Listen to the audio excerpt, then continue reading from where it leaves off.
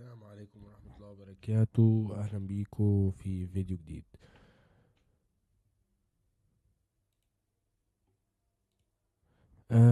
في الفيديو ده هنشرح expression آه اللي هو الفغيرة.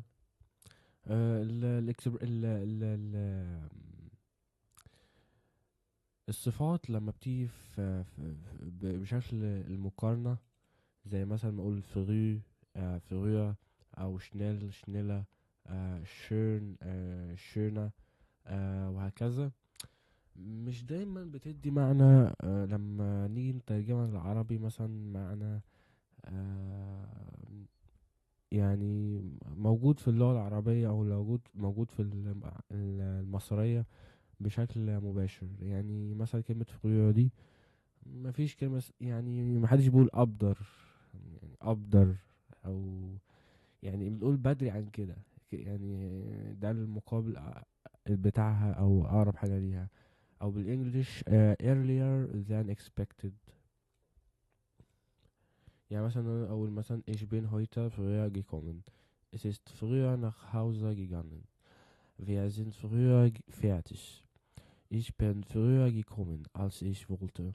Sie ist früher gegangen als geplant. Die Zug ist früher angekommen. Ich habe die Aufgabe früher beendet. Wir haben die Berufung früher angefangen. Der Unterricht ähm, hat früher begonnen. Kannst du früher kommen? Ich möchte heute früher schlafen. Geh bitte früher. وهكذا. Ich bin früher gegangen, weil ich müde war. Er kam früher, denn er hatte viel Arbeit. يعني بتيجي معنا بدري عن كده. وفي برضو مثال مثلا من حياتي الواقعية.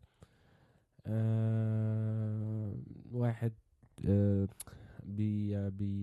بيبعت لي كتير بدأ يرخم عليا، يعني مش بقصد، بس يعني بيسأل كتير جدا.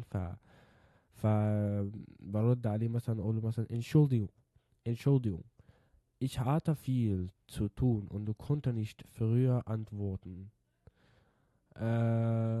يعني ما اقدرش ارد بدري عن كده. بس كده. شكرا. سلام.